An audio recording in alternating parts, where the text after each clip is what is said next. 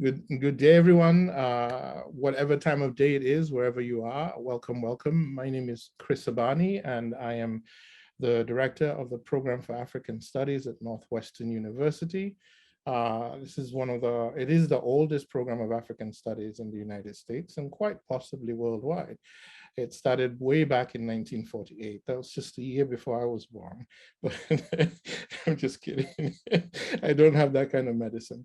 But anyway, it's been the premier program for a long time, and we've been through different iterations and reconfigurations. And I think sort of as we move in, as the sort of the swell of the world, I think, is moving towards reclamations of self in all these different ways, it seemed very important for the program to start to sort of not just collaborate with the continental partners, but to begin to sort of turn over a lot of their activities to our continental partners and begin to sort of let that run the show. And luckily, I've known Wana for a long time, and so we've had various collaborations. And so how this particular collaboration comes about is a combination, I think, of a love of food, which I think we both discovered when we met each other in Ake in Nigeria, and then and over time, hanging out together in different places, meeting at festivals all over the world. I think the last time we hung out was in South Africa. And that's sort of the beauty of the work we all do, I think, as you all know, is you build a family, an extended family across the world. And so we've been talking about ways to do a program like this. And I've been a fan of Ozoz for a long time. And I was DMing her on her social media, Kitchen Butterfly, because I needed a particular seed, actually, the center seed of Odara, which is a particular fruit. And this poor woman was trying to relocate her life. And I'm saying, well, where are the seeds? Where are the seeds? And so I think that this is part of the beauty of the social media in a way, is that it allows access for us to know each other, meet each other in certain kinds of ways. But what I've been most drawn to is what I kind of think of the space of the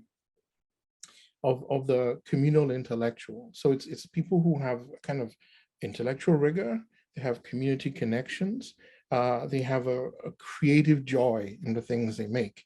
And so I'm thinking of ways in which all this could spill over. And so then I said to Wana, could we do this? And I said to Ozoz privately, would you be interested in something like this? And once I had interest in both sides, I kind of turned everything over to Wana and sort of said, is there any way you can amass an amazing collaboration of women who do amazing things? And it's so funny because even when we got the videos, I started laughing because I said, if you want something right, you just have to get women to do it. There's someone this is a video series that we've created, and we asked one person to curate and to sort of present the sort of both a philosophical and an intellectual talk, but also sort of presented in a way that a variety of community members, from hardcore academics to just a person hanging out at home, can access it. And these videos have been amazing and have proven to be our most popular. So thank you for that. So this is how it kind of evolved. And I thought, how could we frame this in an intellectual kind of academic way without losing any of the vibrance? And that's how we came up with the idea of reclaiming the tongue. And without knowing any of the content, I started to be amazed when all the kind of things started to come together. Acaraja, which I remember going to Brazil to Rio de Janeiro in 2010 with Sean Kuti and some other people for this festival, and we're getting into arguments with Akaraja sellers on the street. This is Nigerian food you people have stolen. So to have things start to circle back and sort of like this idea of a true dialogue and exchange is what brought us here. So I'm truly grateful to all of you. Your collaboration, what you've offered us is amazing, and is offering us a platform, I think, to really make this series that we've been doing come together. So with that as a kind of introduction, rambling as it is, I'm going to turn it over to Wana to begin a sort of curated conversation with you, and hopefully all of you will have wonderful things to say. But I'm personally grateful to all of you, Ozoz, Neema, Iquo, and Wana, for what you've made for us. It's beautiful. Thank you so much. Okay, I'll be hanging in the background so that, you know, it's just the four of you can talk. Thank you so much, Chris, for that incredible introduction to both the process of this and the history behind it as well. As Chris has said, my name is Wana Udobang, and I'm the curator of this series, Reclaiming the Tongue. To start introductions, I'm going to allow sort of my participants / partners / collaborators to introduce themselves. But I also want you to introduce yourself briefly, but also answering the question, what inspired you to start the work that you do with food? Let me go with Neema first. Hi, so I'm Neema Syovata, and I am of Kenyan origin. And it's a long story, but I'll try and shorten it. My aunt, who's a botanist, a retired botanist, and I were having a conversation about underutilized plants in Kenya. And something about that just got me thinking, because I like to experiment with food. I look at food as a form of culinary art. And so I kept thinking about that question of, how do you get people to utilize things that they normally wouldn't? And I decided, you know what, I think I really should take the study of food seriously. And that's how I ended up in BU's gastronomy program. I think another inspiration was really my great grandmother, who was this incredible herbalist in her own right, and had this just incredible knowledge of plants that wasn't, you know, taught at school or anything. It's just life. And that really, in a way, just gave me that extra oomph to really pursue it. So that's why I do what I do. Thank you. We'll go to Iquo next. Okay. Yeah, hi, everybody. Yeah, so food, you know, I asked myself, did I come into food or was I born into food? If your mom is an ethnic woman, as my mom is, really you don't have a choice with food. But why did I decide to formalize things, so to speak? A couple of years ago, I looked at, I mean, of course, was in a 9-to-5. Time was ticking, was almost time to retire. The nest was empty already, and therefore I needed some things to be doing with my time. Of course, my background is nutrition and dietetics. And so having worked in a food company for, you know, almost 3 decades, you know, of my life, I said, food is something I like. Food is something I love, you know. For me, it's a way of expressing my creative side. Now, I looked at the health system in Nigeria, and I see that, honestly, there's so many reasons we have not to go to hospitals if we can fix the nutrition side. However, you know, I wasn't quite excited about the way nutrition education, you know, is carried out or has been carried out. Thou shalt not do this, thou shalt not do that. So for me, starting the whole food blog was first a platform, you know, to express myself creatively. I had all the time on my hands. The kids were out of the house. Secondly, it was, can I subtly, you know, help Nigerians eat better, eat healthier, without them having to go on any special diet. And also understanding that the part of Nigeria where I come from, there's a lot, abundance of food. And so it started from there. And of course, I mean, during my career, I've had the opportunity to travel quite a bit. And I saw the underutilization of ingredients around us. And I also saw the barriers we had towards, oh, this is not from my place, this is from my place. Because for me, growing up, you know, it just happens that my father traveled quite a bit. We started our lives in Zaria, we lived in Kano, Benin. I actually started my school in Benin City, continued school in Aba, finished off school in Lagos. So for me, it was that, you know, I had experienced Nigeria from my childhood. So this was going to be my platform for gathering all of this and sharing with those people that decide to follow me on social media. Ozoz? Okay, hi everyone. My name is Ozoz Sokoh. I'm a food explorer and budding curator. I think of myself as a traveler by plate. And the things that are important in my work are home and language. Language, because I grew up in Nigeria speaking English, but when I moved abroad, I realized that Nigerians have their own lexicon and language and their own means and form of expression.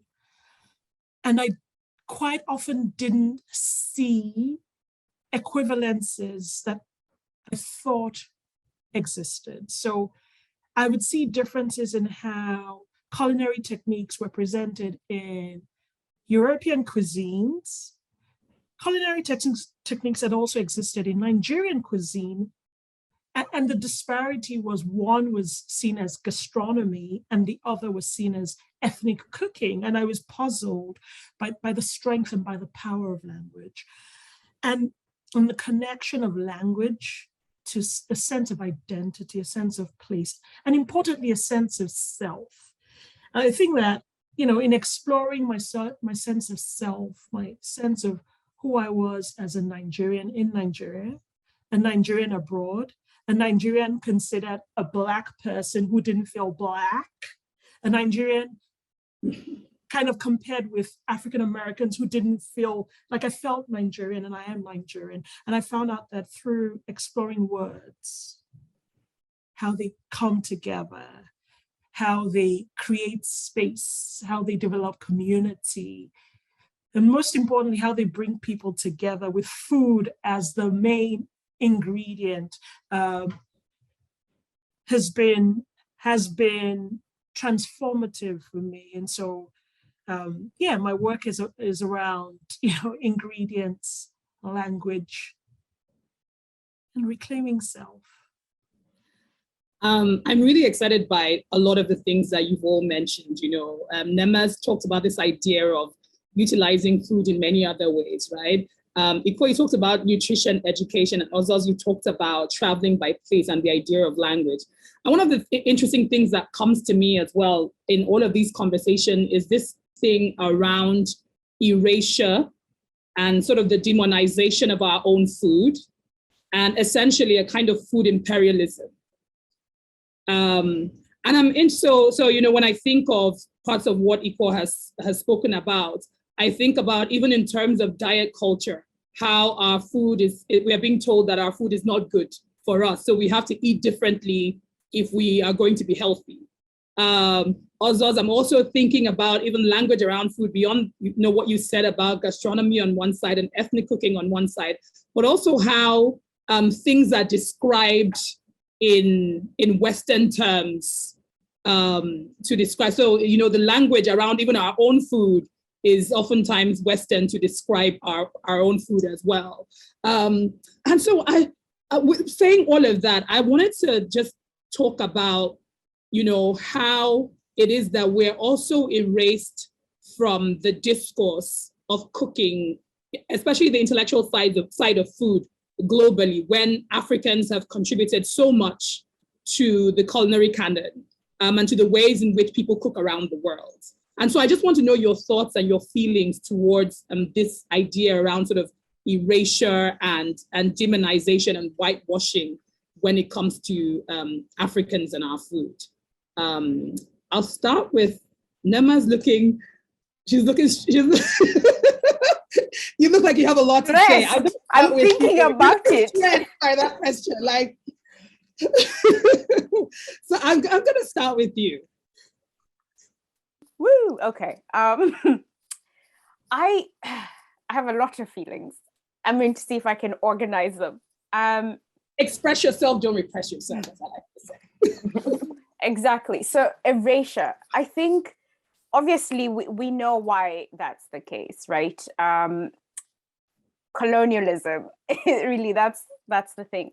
but also in understanding in understanding the repercussions of colonialism, we've sort of inherited these boundaries that are not ours to begin with.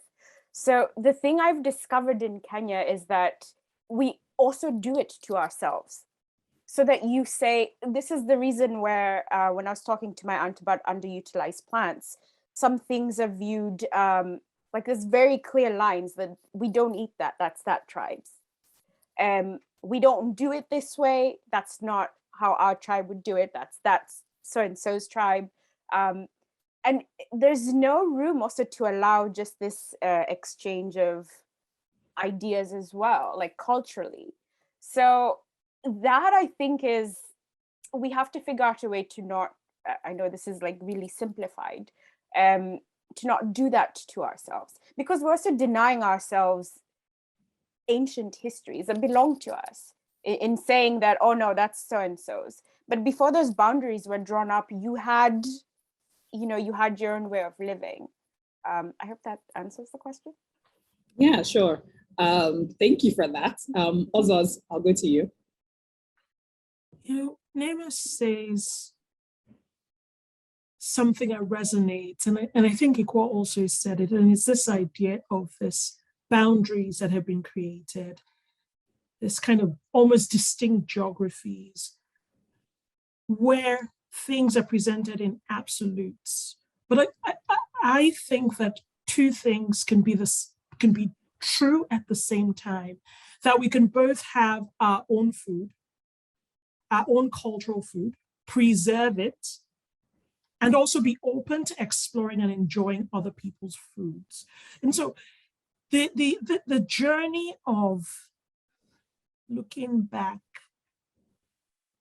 has to be both, let's preserve, catalog, document what was, and still be open to looking at those in new contexts and exploring them. And the way that I do that, the way that I, one, reject the colonial constructs and create awareness for us as Nigerians and West Africans, is by juxtaposition. So, and juxtaposition is, I think there's a particular art exhibition by a gentleman called Fred Wilson. It's from the 80s. He did this amazing piece of work where he curated an exhibition, and in that exhibition put objects from the same period. And in those objects, there were objects of white elegance and all of that. And there were also objects of slavery, right? So everything was put together, because typically what happens is that there's a huge separation and people catalog slavery as something that happened and was about Africans and not about the people who enslaved them. And, but in seeing everything together on the same canvas, you're able to discern. And I do that with food. So if I talk about a Nigerian technique that is really distinctive, like, have you ever been to the market and seen a market woman slice afang? Right? The skill, the chiffonade, right? Which is the French term. So in French and in France and in French cooking, only chefs really practice that technique. And yet in Nigeria, it is a woman who was born with the instinct, has not learned it, like it's in her blood and in her hands. And yet you won't see that same praise and adoration and recognition and glowing speech about her action. And so for me, it's like, when we bring it into the light, people see and they can no longer deny that these two things are the same, and for you to call it by another name, there must be something else that's wrong, or that is happening. Yeah. Iquo, the floor is yours. Yes. Look, thanks to social media, because I think in recent years, we've started the amplification of some of these things. really before now, it was pretty difficult. I mean, internet penetration is still very low, let's face it. So it's only the last few years with the advent of social media and then a lot of people coming on social media to talk food that we start to see that, oh, there's something called kenke in Ghana, 45 minutes from Lagos. We start to see that there is something called miankuka in the north. I mean, but it just happens that even at that, I still find people, I mean, I experience it when I post dishes, something like miankuka from the north. Miankuka, by the way, is made from, baobab leaves, and it has this resilience, mucilage like okra. I don't get many likes. Why? Because a lot of my followers are in Lagos. And if you're in Lagos, a lot of them are naturally Yorubas, some Igbos, and all of that. So there's still resistance there, even amongst us. However, that I believe over time, we will overcome that. The noise, the volume, like we say in Nigeria, we're loud in it now.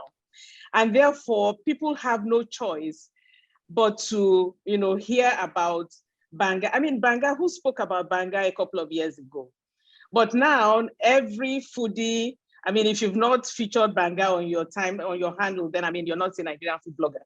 So these things are coming. So whether people are actually eating or not, at least for now, they're being entertained. And they see those videos, they see the pictures. And I believe that with time, we get to conquer, the internal strife amongst us. And then we can then take this same energy outside. Because let's face it, the change is all going to come between myself, Ozoz, and a few other Nigerians who are doing serious work with food. It's going to be the other 1,001, who are there that will shout. They will have followers, from, New Zealand, followers from Australia, and increasingly it would happen. Trust me, when Jimmy Oliver went into jollof rice, I mean, we saw the opera and all of that. So it is coming. Maybe the noise level is not enough, but trust me, I think it's just a matter of time. We came late to the game, but we have to tell our story. That for me is the bottom line. I don't want somebody to be asking me, what is the other name for beletete? What's the English name for beletete? I don't care about the English name for beletete, because that's the problem. And I said, okay, so if you go to the market and you're talking to Mama Nkechi, are you going to tell her the botanical name for beletete? Of course not. So beletete is beletete, period. I mean, if you don't know, you don't know. We can't help you there.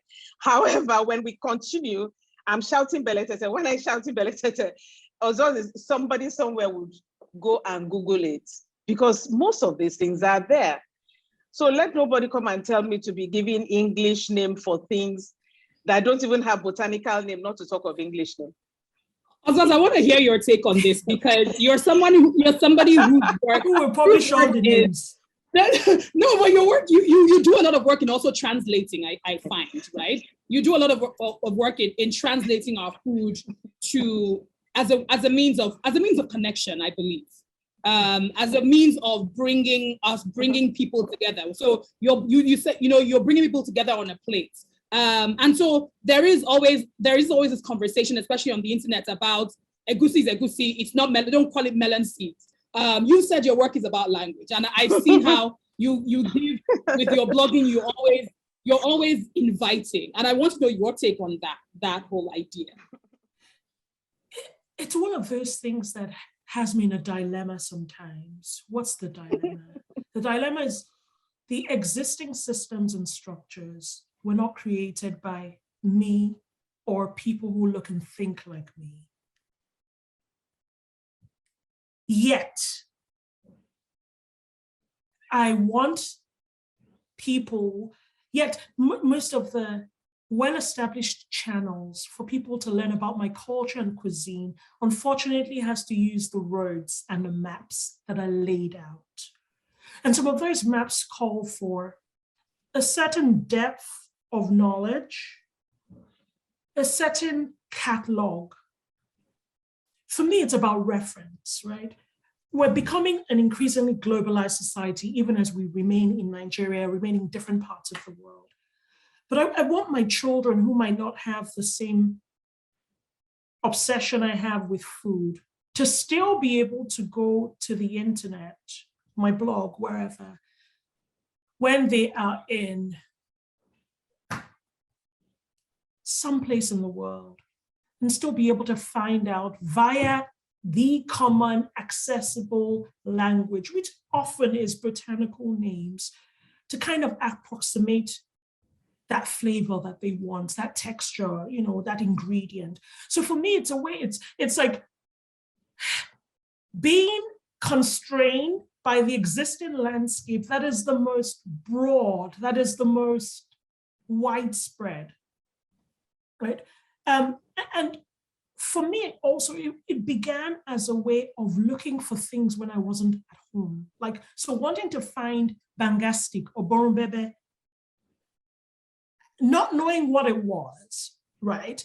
But once I found out the botanical name, I could seek it out in stores. I could go to an Asian store to find licorice stick, which is what it is.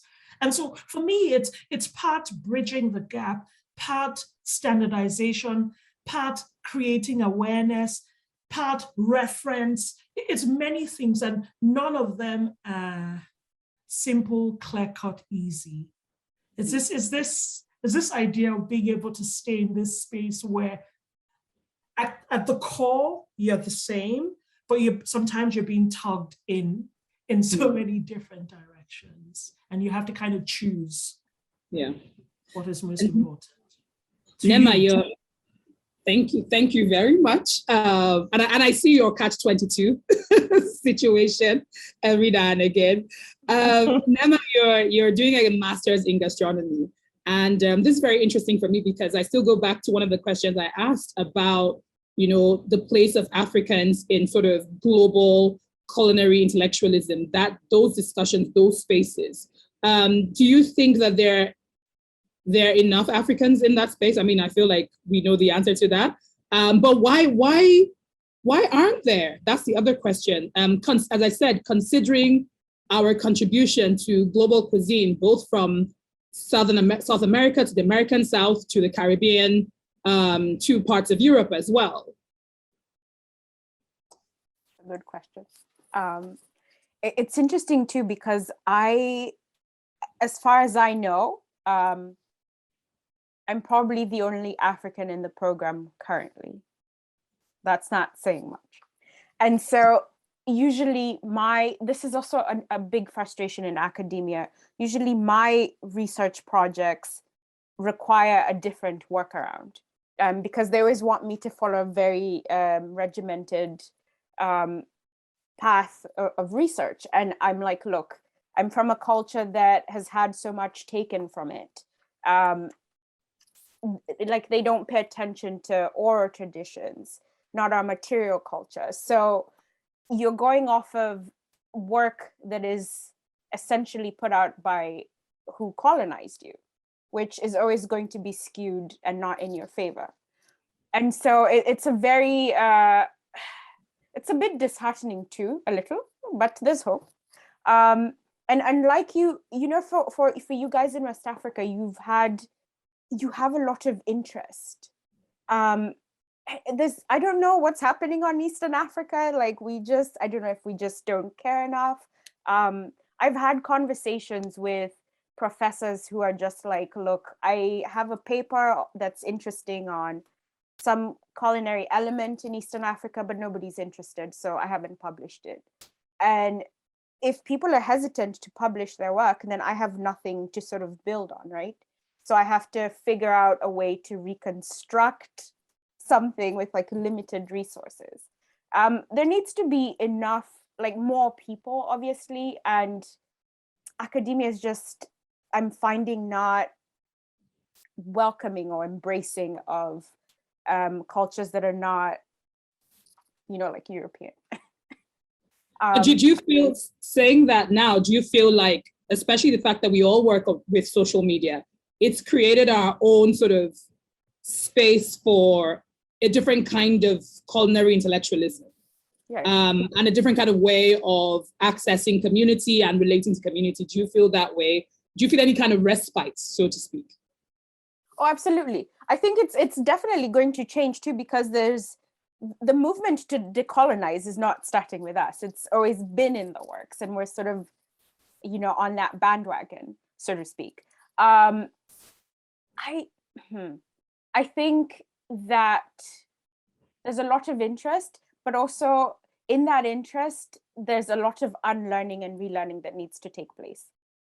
And that is sort of where now we really need to focus in on, because I shared, I think last summer or the summer before, a recipe for pilau, which is a rice dish, and it had sultanas in it, and it had a lot of that's a lot of uproar. What do you mean? Like, that's not Kenyan, that's not real Kenyan food. How can you put raisins in rice? That's rubbish. And I realized in that instance that, oh my God, these people don't understand the how this dish has come to us anyway. We're not the inventors of this dish. It's happened because of a lot of cultural exchange. So that's the sort of unlearning that we need to do, to then relearn, like, okay, it's ours, yes, but it's ours because this is how it's happened. And sure, you still get to claim it. There's nothing wrong with that, because you've also created versions of it yourself, like at different points in your histories.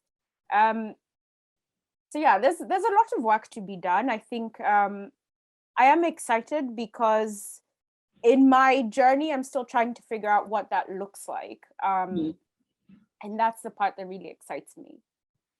But so much work to do. And we're here behind you as well. I'm going to go to Ozoz because of, what Neema brought up. And this, when she talked about the sultana, the raisins in the rice.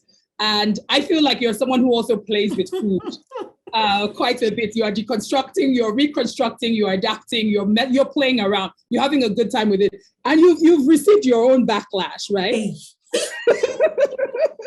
And I want to know your take on, the sort of food policing and puritanism attached to food, because I'm of the opinion sometimes that, yes, we want to preserve some of our ancestral, leanings, but at the same time, we also, it is how we are able to play and experiment is how we invite people in, is how we find, it's how we play, it's how we connect, essentially.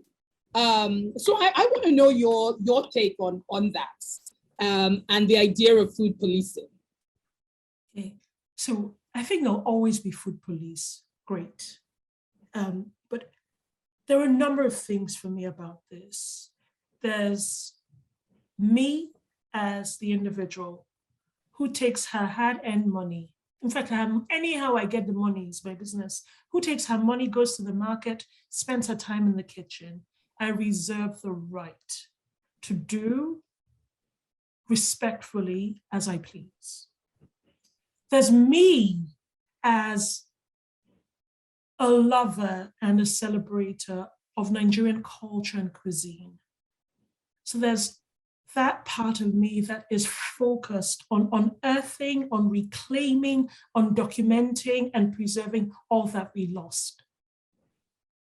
There's me as the creative explorer who knows that each ingredient has multiple possibilities, and who knows that the ability to see those ingredients through multiple lenses can create products, can create new ways of being and doing with those ingredients that actually lead to kind of a relearning, but also an economic benefit. So for me, all of these three coexist. I'm both the traditional classic preserver, but also the futuristic explorer. And I think that my career, my earlier career as a geologist really helped me, because there's a concept of the past is the key to the future, or to the present. And you can say the present is the key to the past. But for me, it's a continuum. We're on a spectrum. And yeah, we have to explore that. We can't only use Gary in one way when it has multiple capacity to be a filling swallow, to be a gluten-free crumber that could replace breadcrumbs. Like, these things have so much possibility. And for me, the joy is in the discovery of the multiple possibilities. Iquo, you're someone who's, you're constantly trying to erase sort of local barriers, right? So amongst Nigerians, you're using food and saying, eat from up where you can eat this from here, you can eat that from here. And we all know that there are a lot of Nigerians who, you could be Yoruba and never have tasted any other soup aside from Ewedu. I know people that will tell you, I've never eaten amala before, God forbid. That black thing, what is that? Do you know what I mean? And I think there's also this thing about where we always say there are people that say our food doesn't travel very well. I've heard that a few times. So we've talked, when you talk with your friends and talk about why is it only jollof rice that people cook abroad? Why is that the only thing that everybody else knows? Why don't they know other kinds of interesting food from Nigeria, from West Africa, that's super actually easier than jollof rice to make, And it's like they say our food doesn't travel well. And I think this brings me to the theme of food shame amongst Africans.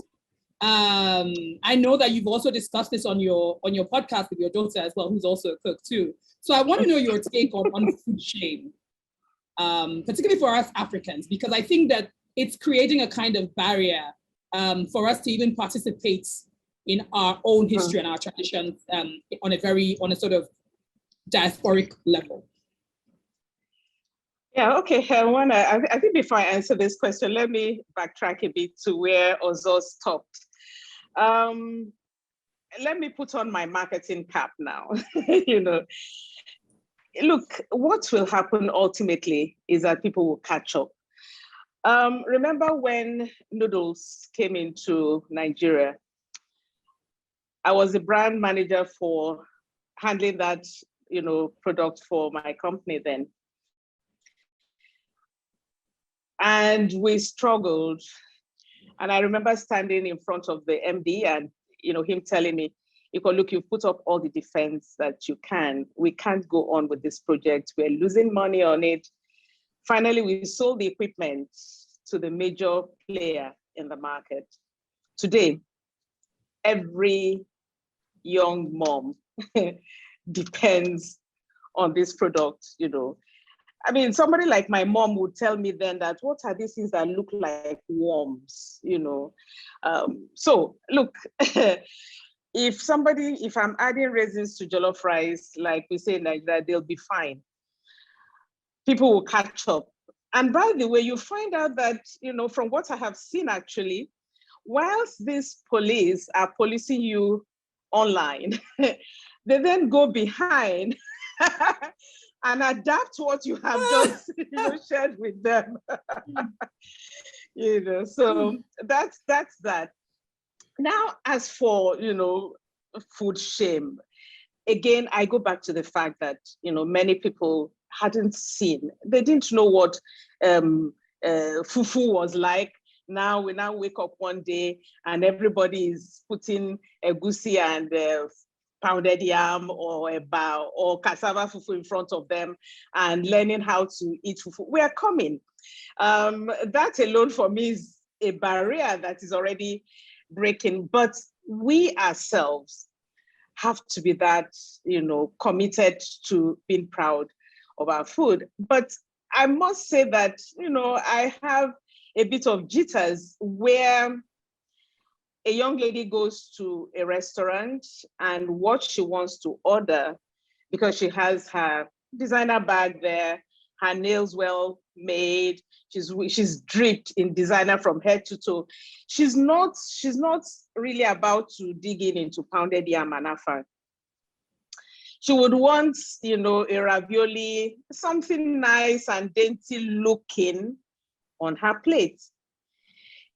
We should say that we're fortunate to have chefs today that have gone into, you know, adapting our local ingredients to help, let me put it that way, or to serve that lady, that young lady who does not want to identify herself in the open as somebody who would normally at home wash her hands, dig into her fang and suck out the periwinkle.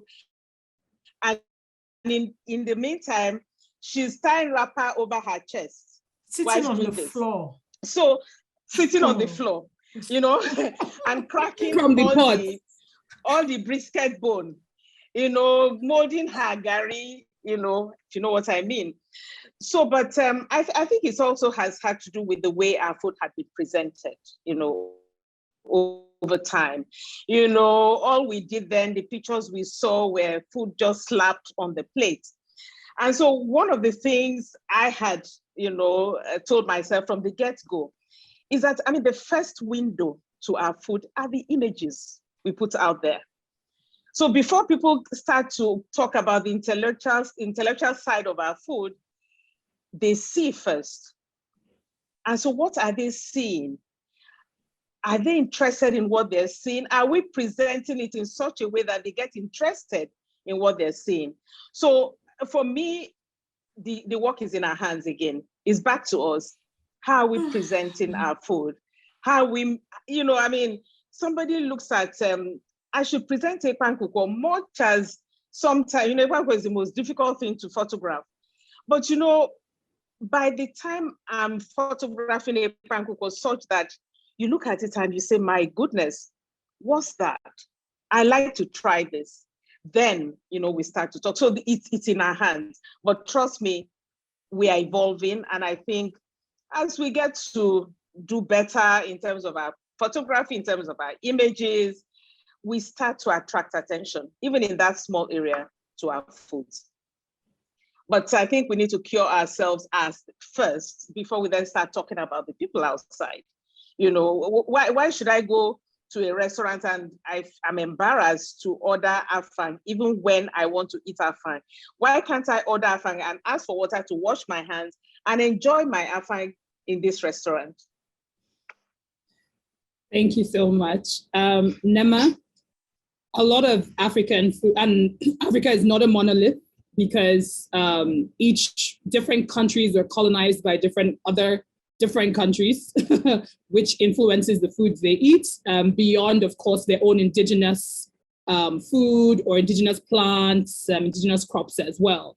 But even in terms of cooking, I feel like as a continent, a lot of our food has some of the most complex flavors, the most complex cooking methods, where you have one dish that involves grinding, peeling, slicing, and some of those different things, if they happen differently, changes the taste or the flavor profile of the meal, right?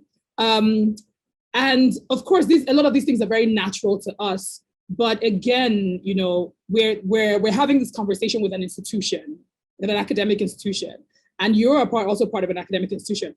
I'm interested in what is it that makes that we don't, that sort of intellectual rigor is not attached to the work of our food?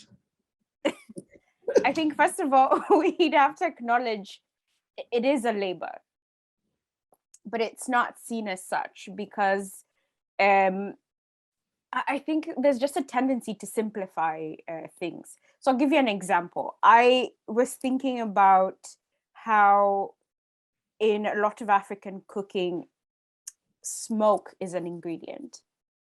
There's a very, I mean, it's just so complex, right? And so me and my academic self, I was like, oh, you know, like I'm creative as well. I wonder if I can recreate that smokiness that my great grandmother just, you know, like throw that sweet potato in the 3 stones. Could I recreate it? And I tried, and of course it wasn't going to work, even though I had some of the tools that she'd have used. So, wow, what a roundabout way to answer this question, sorry.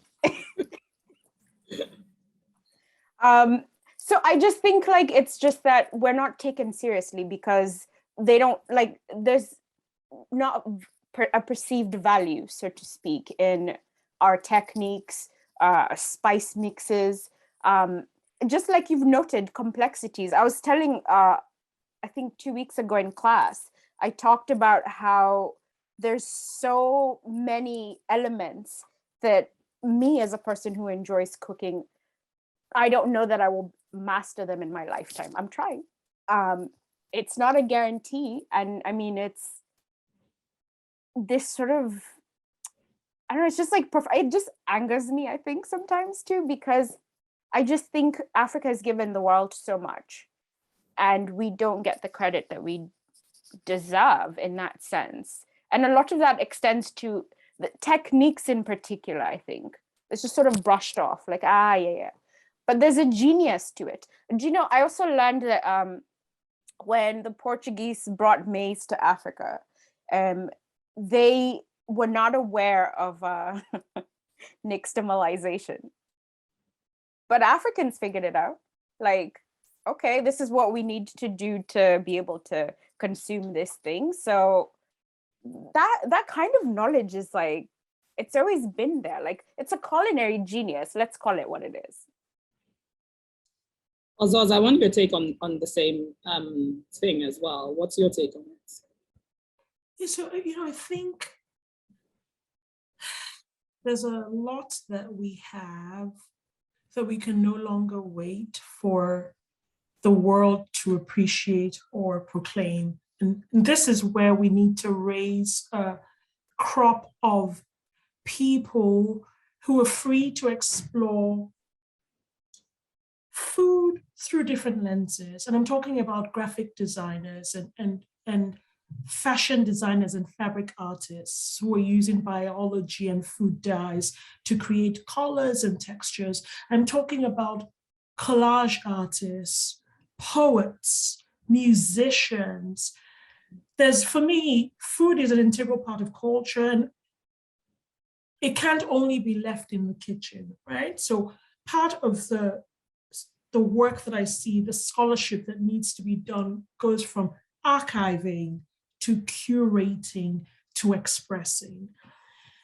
I think as we do that, we also need to start building our own aesthetics, right?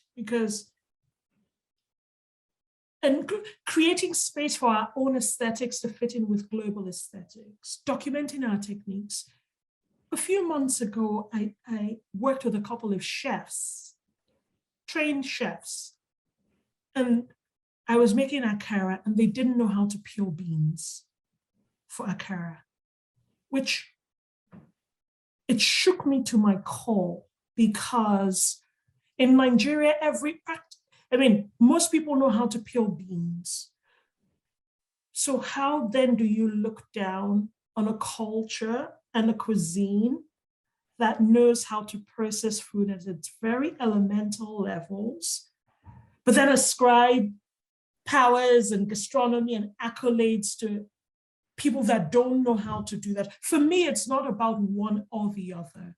It's about and, right? So when I think about the scholarship of people like Peter Wood, who wrote a book in the 70s, I think it was one of those pieces that looked at the possibility of West African origins for rice, right? Until he brought together geography, looking at historical documents that showed that enslaved people were selected from rice-grown regions because of their knowledge and their skills, right? So he brought together these seemingly disparate bits of information. So where are our new thinkers? Are we squashing them by policing, by shaming, by not creating the possibilities for multiple explorations. And one of my recent projects, Coast to Coast, I worked with Tolu Agbelusi, who is a British-Nigerian poet. And we both, in the collaboration, there was research from both of us. There was filmmaking. There was also poetry, right? The idea that food can be expressed in different ways in what I call beyond the table or beyond eating, I think is part of the next wave of possible scholarship, right? People bringing these things. Look at your workshops, Wana. Your workshops that have at the core healing and poetry, but also creating, also developing bodies of work that could be referenced, that could be recalled, that could be in themselves studies, right? So there's a framing that might not be strictly within the bounds of academia as we know it, but there's craftsmanship and there's scholarship that is budding, that is coming. And we have to be able to make space, kind of lay the foundation for that without necessarily tearing them down because they don't conform to structures as we see and as we've known. I wish, like, so many notes. I'm glad that this is recorded and I can go and watch it back, because you just dropped way too many gems in that. So thank you so much. And to wrap up, because we know we can talk for hours here. Wana, Wana, can I just a little contribution, Wana, on that subject. You know, for me, I basically in Africa, food is generally for sustenance. And so and remember, food is in the department of women. And that's another barrier we need to cross. So, I mean, I know that a couple of years ago, when we had chefs, people who had gone to Cordon Bleu, they had actually trained as chefs.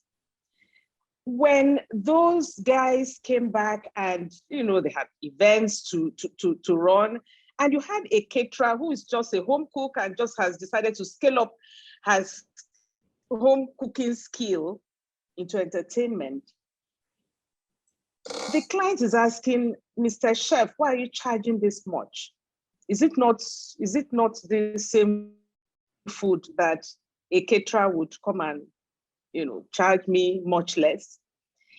The understanding that a chef has trained, understands taste, understand how to layer flavors and all of that is lost on a lot of us. Now, food generally, let's face it, any discourse about food, the men in our society don't want to sit down to be discussing food. Is it not to cook and eat and move on? So why are you making an intellectual discourse on food? That is a major barrier. It is a major barrier. And so when you're also in a society where people cannot put decent meals on the table, when you now start to talk about the intellectual side of food, which is a guarantee more for our future than now, the subject is a no-no. Have you ever heard anything being discussed in the Senate that relates to food? I mean, health is not even discussed there, not to talk of food. So that's where the problem starts from. And until that discourse is there in government, in such, at such levels, at best, the Ozoz of this world, the Neema of this world, and there are few voices there that would amplify the discourse of food. I mean, not to talk of documenting it. So there's work to be done, but the point is that a lot of the gap is inherent in our culture and how we relate to food. As I wanted to wrap up, I'm really happy that you did bring that up, and I think it will be illegal for me to not even go into this question before my final wrap-up question. which is this issue around sort of the sexism, around sort of, cooks, and where women, as she did say, the food is domiciled, is the domain of the woman, right? But when it comes to sort of the elevated culture around food, women are still seen as home cooks. The men are seen as the ones who are chefs. We see it in all the food documentaries, all the cooking shows, and sort of they're the ones who are allowed to speak on the sort of the scholarship of food. And Ozoz is rolling her eyes right now. To the back of my head. They're the ones who are allowed to speak on the scholarship of food, whilst the people who have been using their hands to produce, to make, who understand taste and flavor and history around food. Again, there's a sort of double erasure that's constantly happening. I just want to know your perspectives. I feel like Iquo has spoken about it, but you can feel free to speak again as well, because you brought this up. But let me start with Neema, and then we'll go around. Do you know what word I think is often used when men are the chefs? They use this word elevate. Like as though somehow just because the women are doing it and it's confined to the house, like, to the home, that's not valuable. But yet they're taking those techniques and using them. So it's just really, you think to yourself, why does it need to be elevated? This is a question I ask a lot, by the way. Colonialism in the mud, I hope. I think it's such a complex world where there always has to be the ideal personification of value, of desire, of all of those things. I think it's utter nonsense. And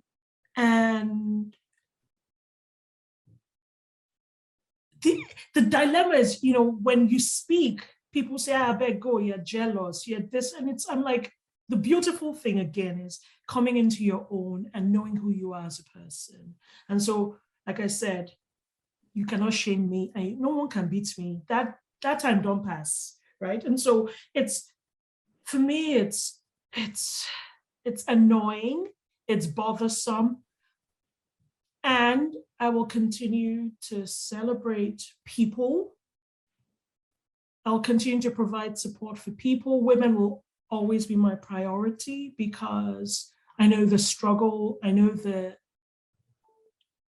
I know the way that the gendered, I know how gender it's an interesting mix and topic, but I will always support people who do not have a voice and who are not celebrated, because I've been in that position. And for me, it's not about critical acclaim.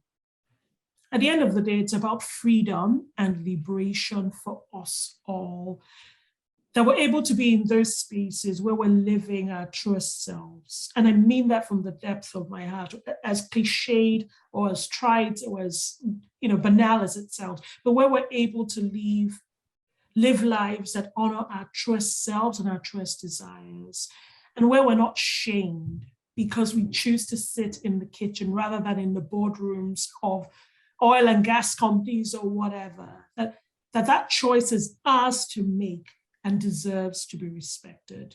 So for me, that's the period I will end on. Well, do you want to contribute to that?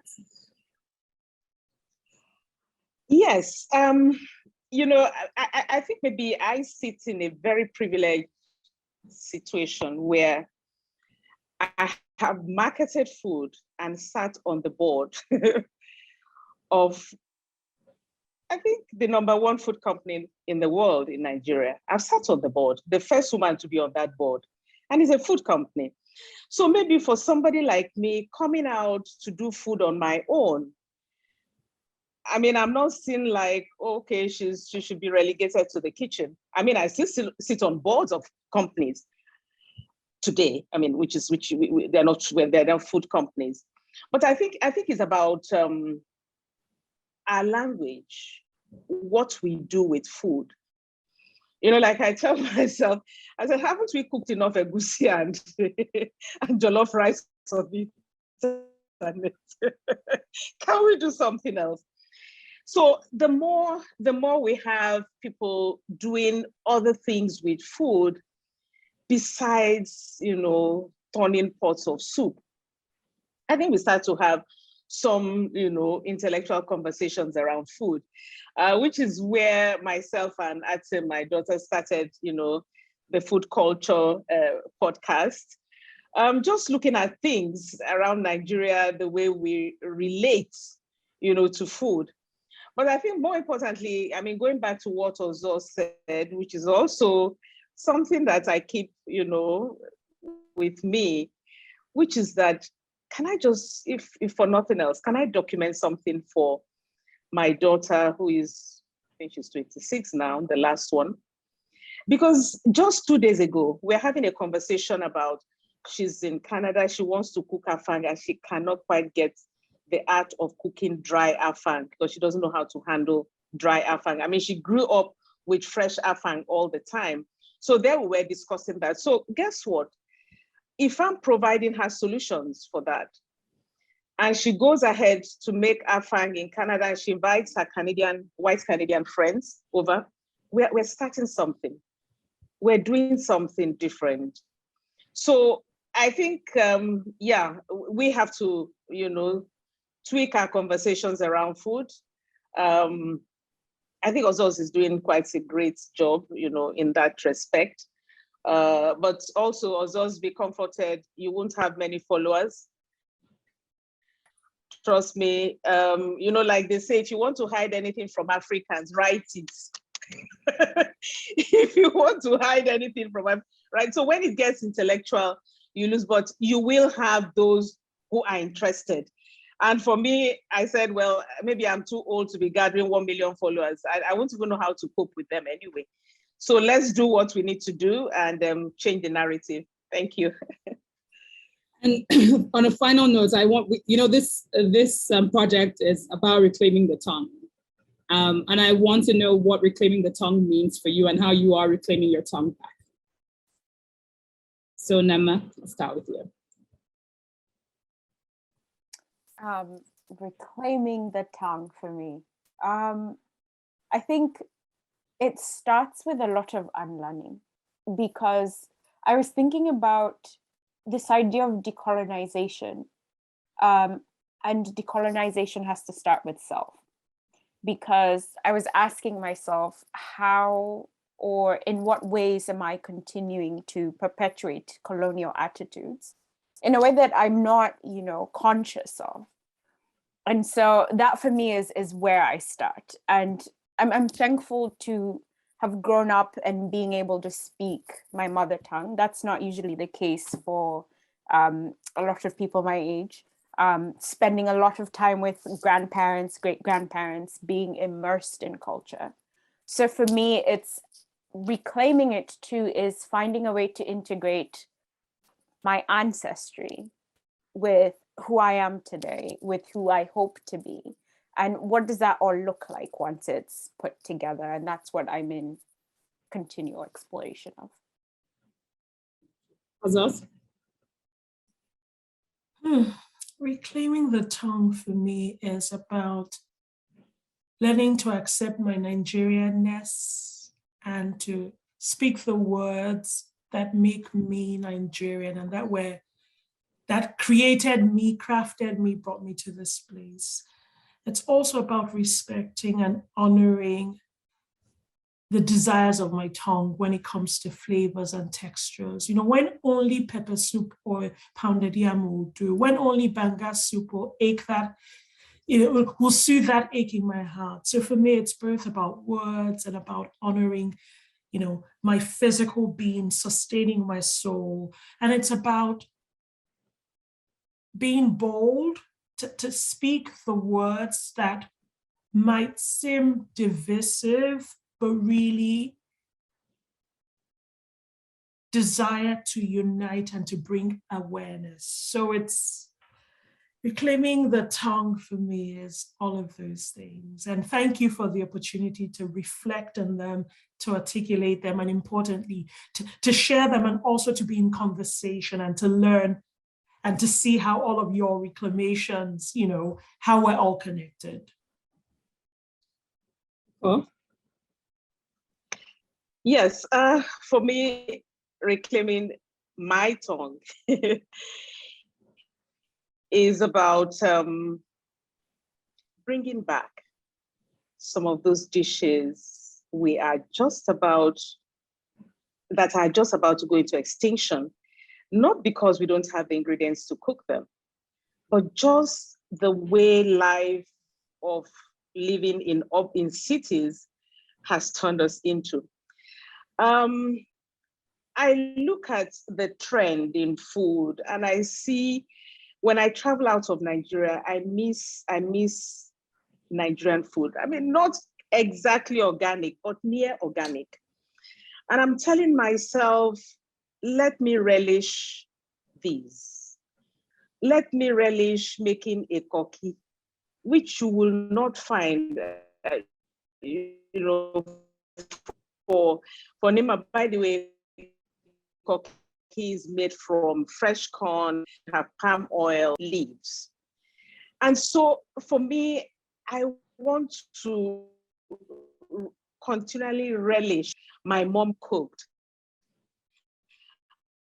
And for the life of me, some of them don't really take that much time. Because when I hear I don't have time, I want to have time to sit and relish those foods. I'm still on a journey. I'm on a journey to discover so many of them that have gradually, disappeared, from our culinary list. One that comes to mind, which I shared with Ozoz, and she tried to find it, I'm yet to replicate, is something made from ogbono, and is a cake. And each time I remember my grandmother, I can perceive the aroma of this cake burning in her mud kitchen. Those are the things I want to reclaim in my tongue. I want to do that for me, and I want to do that for my kids. Because as I see it today, our younger people are drifting off. And when I mean drifting off is that soon enough, eba and egusi will be something we only eat inside the house. When we go out, we won't eat it. So reclaiming the past and being proud and sharing with the future. Thank you so much. Thank you. I think for me, reclaiming the tongue is about learning, is about preserving, but mostly it's about freedom. I think how we engage with our food, how we, and when I mean engage, how we really engage with it, how we feel about it, how we allow ourselves to connect to our memories, to our histories. These are part of the things that inform our freedom and our ability to just be in the world and how we navigate the world as well. So really, it's about freedom for me. So thank you all so much for joining us and sharing your wonderful work with us and knowledge. It's truly and deeply appreciated, and I feel incredibly honored to have been a part of this project and to have curated it. It's an honor to sit with you and share with you, and I hope that everybody that comes in contact with this conversation and with the videos and the talks will just feast and be full. So thank you very much.